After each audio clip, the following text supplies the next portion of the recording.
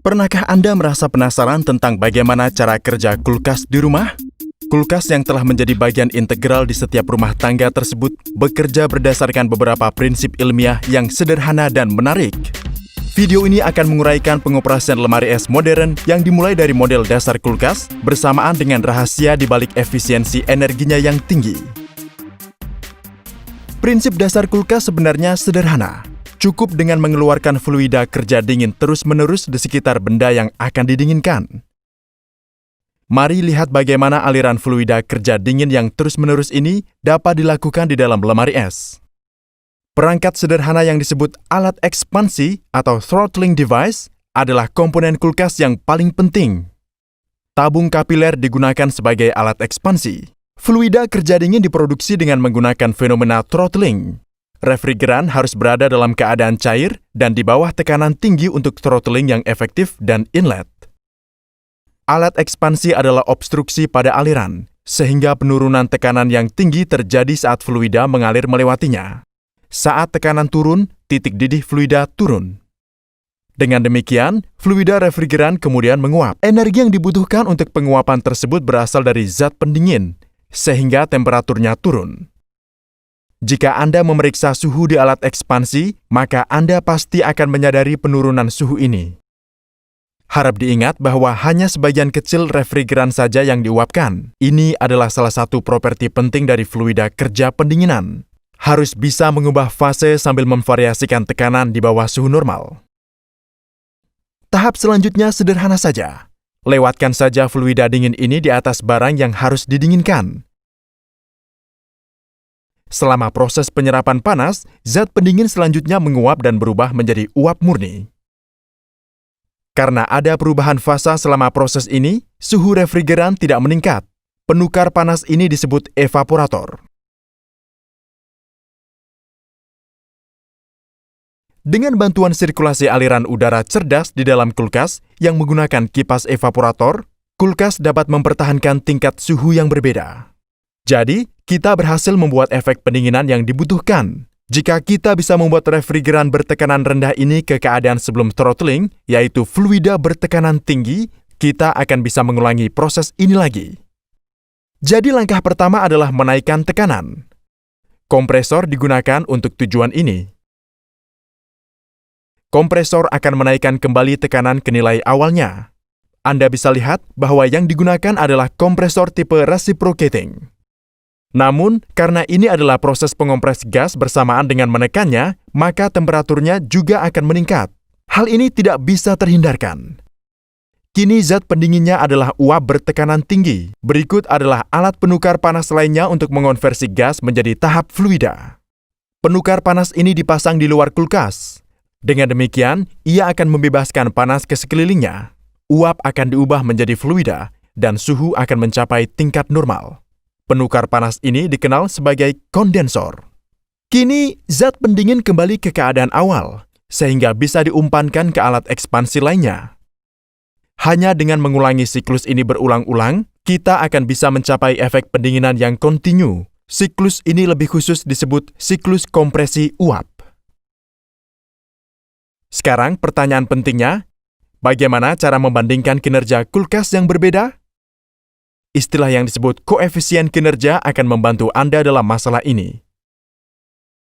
Kinerja output dibagi dengan input, sehingga koefisiensi kinerja dapat dengan mudah didefinisikan sebagai berikut. Ini adalah kulkas paling biasa yang mungkin ada. Teorinya, kulkas ini akan bekerja dengan baik. Namun, dalam prakteknya akan menghadapi banyak masalah.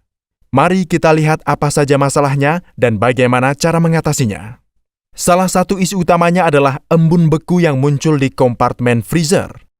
Udara yang beredar memiliki kadar air di dalamnya. Jadi, saat udara bersentuhan dengan koil evaporator yang dingin, udara akan mengembun dan membentuk embun beku di sekitar koil. Lapisan es semacam ini akan mencegah perpindahan panas lebih lanjut, dan kulkas menjadi tidak efisien sepanjang waktu. Salah satu cara terbaik untuk mengatasi masalah ini adalah dengan segera menghilangkan embun beku dengan bantuan elemen pemanas. Inilah sebabnya mengapa bisa ada panci dan kondensat air di bagian bawah kulkas Anda. Apalagi, di kulkas modern tidak akan bisa didapati sirip kondensor di bagian belakang kulkas. Sebagai gantinya, digunakanlah pengaturan kondensor kompak. Pengaturan kompak ini dibantu oleh kipas pendingin dan tujuan penolakan panas yang sama juga bisa dicapai. Udara panas yang dikeluarkan oleh kipas angin dapat digunakan secara efektif untuk menguapkan kondensat air yang terbentuk selama pencairan bunga es. Kulkas yang diperbaiki terlihat seperti ini. Distribusi suhu yang menarik di berbagai bagian kulkas diilustrasikan di sini. Penurunan suhu di tabung kapiler juga digambarkan dengan jelas di sini. Anda bisa lihat dua garis pendingin di luar kulkas. Fluida dingin dialirkan dari tabung kapiler ke koil evaporator. Dan yang lainnya adalah garis keluaran uap dari evaporator. Namun, jika Anda memeriksa kulkas di rumah, Anda hanya bisa melihat satu garis di bagian luar. Mengapa demikian? Bagian paling penting dari kulkas adalah tabung kapiler, yang bukan berbentuk alat seperti per. Tabung ini bisa saja berbentuk tabung panjang dan lurus seperti yang ditunjukkan. Variasi temperatur pada tabung kapiler lurus digambarkan di sini. Anda hanya melihat satu garis di kulkas rumah Anda karena tabung kapiler lurus ini bekerja di dalam koil keluaran evaporator. Teknik sederhana ini memiliki kelebihan. Kita tahu bahwa temperatur refrigeran tidak naik selama proses penyerapan panas pada evaporator. Hanya fasenya saja yang berubah. Ini berarti bahwa jika kita membiarkan tabung kapiler bersentuhan dengan garis keluaran evaporator, maka akan menurunkan temperatur refrigeran tabung kapiler dengan tingkat yang tinggi. Pada dasarnya hal tersebut akan menyebabkan penurunan suhu yang lebih besar di tabung kapiler, sehingga menciptakan efek pendinginan yang lebih baik. Di sisi lain, koil keluaran evaporator menyerap panas. Proses ini memastikan bahwa zat pendingin di jalur keluaran evaporator telah berubah menjadi uap murni. Ini bagus untuk kompresor yang dirancang hanya untuk menangani uap murni. Pengering filter digunakan untuk menghilangkan kelembapan pada refrigeran yang mungkin terjebak dalam pengoperasian kompresor.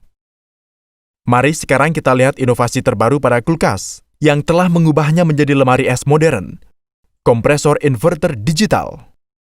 Kompresor adalah jantungnya kulkas dan merupakan perangkat yang memberi kehidupan keseluruhan sistem. Anda mungkin telah memerhatikan bahwa kompresor di kulkas tua bisa aktif ataupun tidak aktif. Hal tersebut adalah teknologi kecepatan tunggal. Bila suhu dalam kulkas mencapai tingkat optimum, kompresor akan dinonaktifkan. Bila suhu di atas batas tertentu, kompresor akan diaktifkan. Jadi, Anda kini tahu bahwa kontrol suhu di dalam kulkas tidak mulus.